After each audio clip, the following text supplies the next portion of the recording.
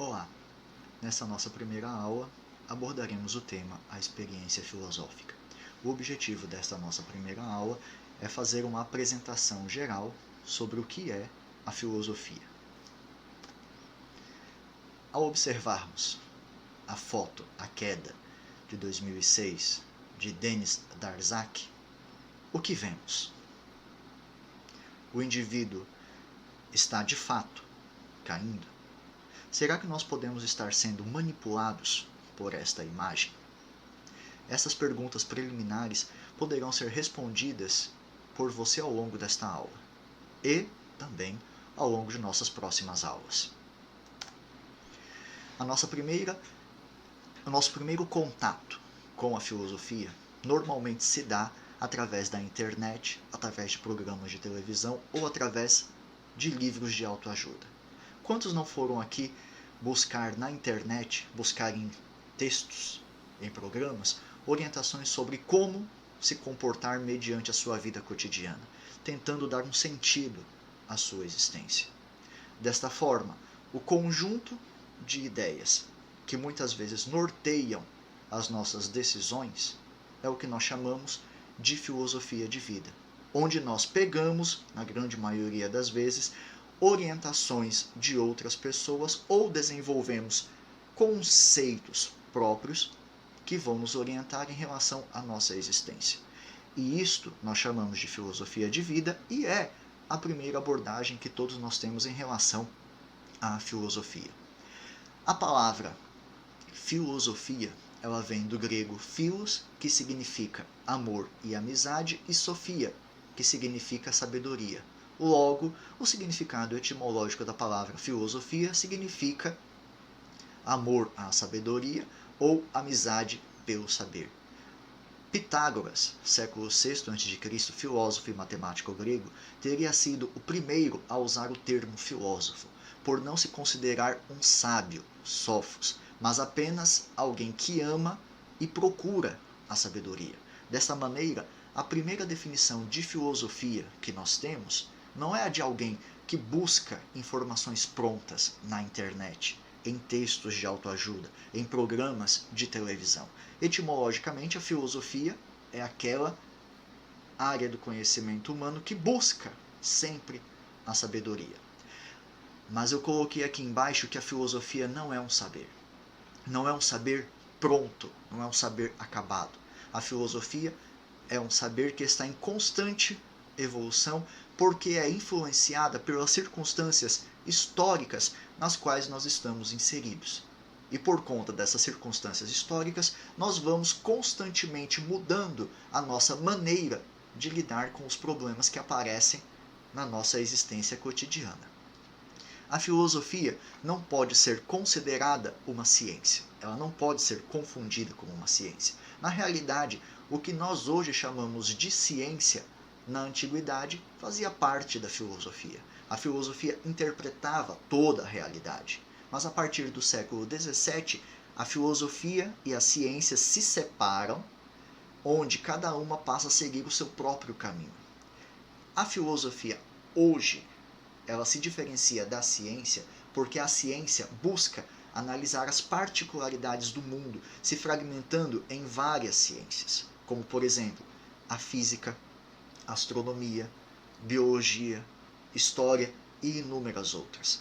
A filosofia, ela não analisa as particularidades da realidade. A filosofia busca compreender a realidade como um todo. Ela pensa a totalidade das coisas. Por exemplo, ela pergunta sobre o que é a ciência. Ela pergunta se o método científico pode realmente chegar a um conhecimento verdadeiro. Ela se pergunta sobre o que é a verdade. E tais situações não são objeto da ciência. A filosofia reflete sobre a realidade como um todo. Já a ciência analisa aspectos particulares desta realidade. Mas qual é a utilidade da filosofia para vocês que estão tendo este primeiro contato com esta área do conhecimento? A filosofia, ela é útil a partir do momento em que o ser humano precisa começar a pensar por conta própria, precisa refletir por conta própria, precisa chegar às suas próprias conclusões sozinhos, precisa ter autonomia intelectual. E este processo ele é fundamental na sociedade em que vivemos. Por quê? Nós não precisamos ter um indivíduo pensando por nós, dizendo toda hora para nós o que nós devemos ler, o que nós devemos assistir ou o que nós devemos acessar. Nós temos que, enquanto indivíduos, ter autonomia para decidir.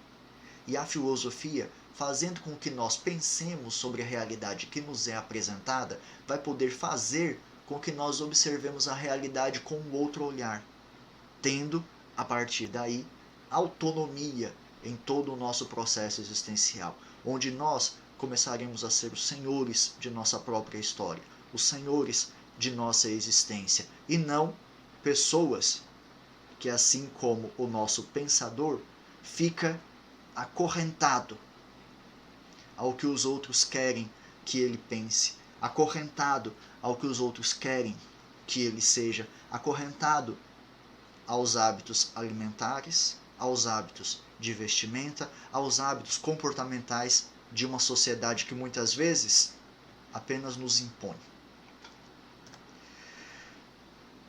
A reflexão filosófica, assim como qualquer definição, no sentido de estreitar um significado mais amplo, o conceito de reflexão não é exclusivo da filosofia.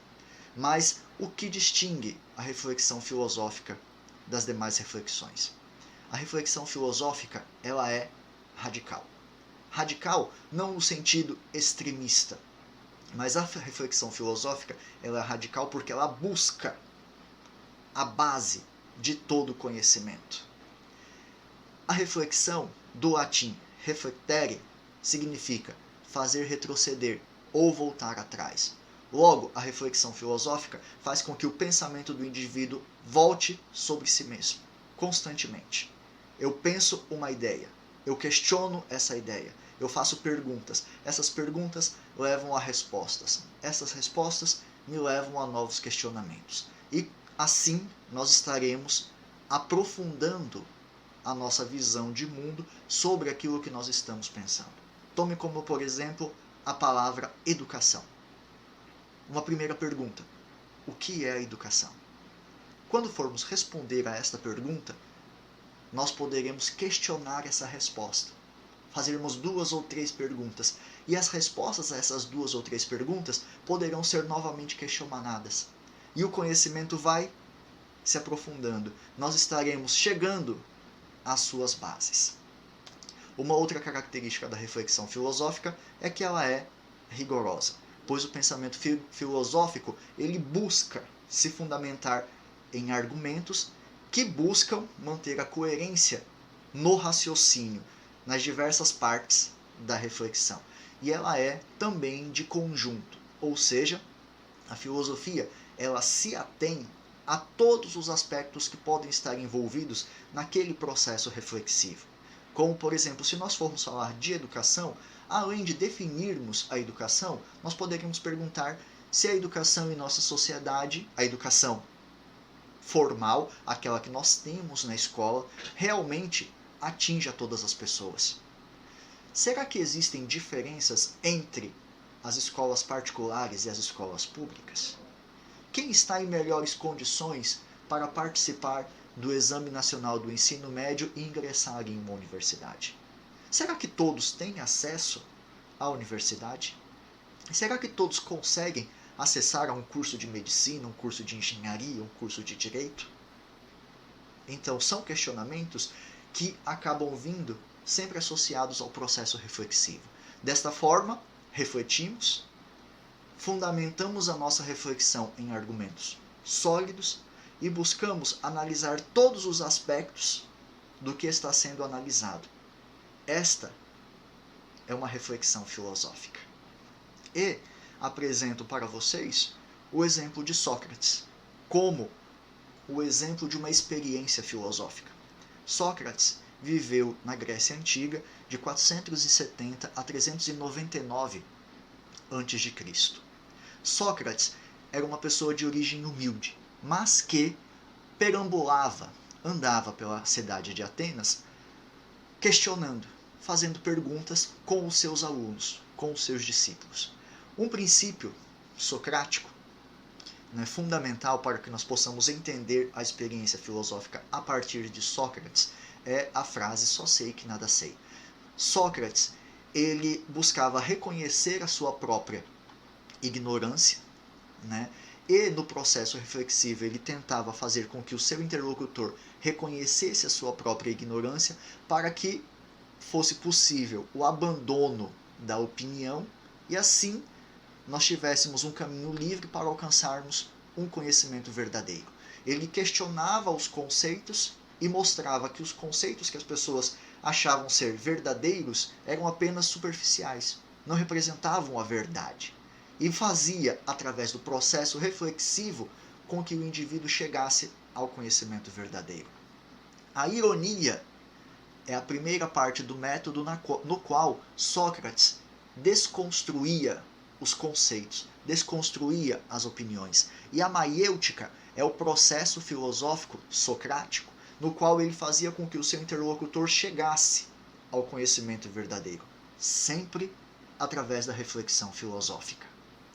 Mas vejam, Sócrates acabou incomodando os poderosos da cidade de Atenas por questionar o que esses indivíduos tinham como verdade e por fazer com que as pessoas pensassem, por fazer com que as pessoas tivessem autonomia, onde elas pudessem trilhar o seu próprio destino.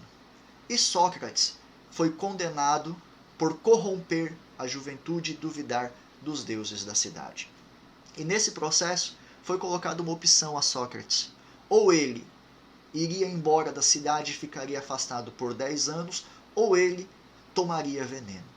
E Sócrates acabou decidindo defender tudo aquilo que ele pregava, tudo aquilo que ele defendia nas ruas de Atenas, na qual a reflexão filosófica seria fundamental para a liberdade do indivíduo e a condução da autonomia intelectual, e acabou morrendo por tudo aquilo que ele defendeu nas ruas de Atenas.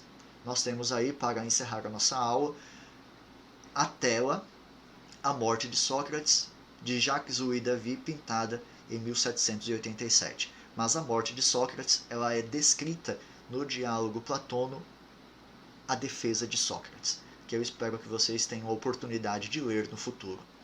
Até a próxima aula.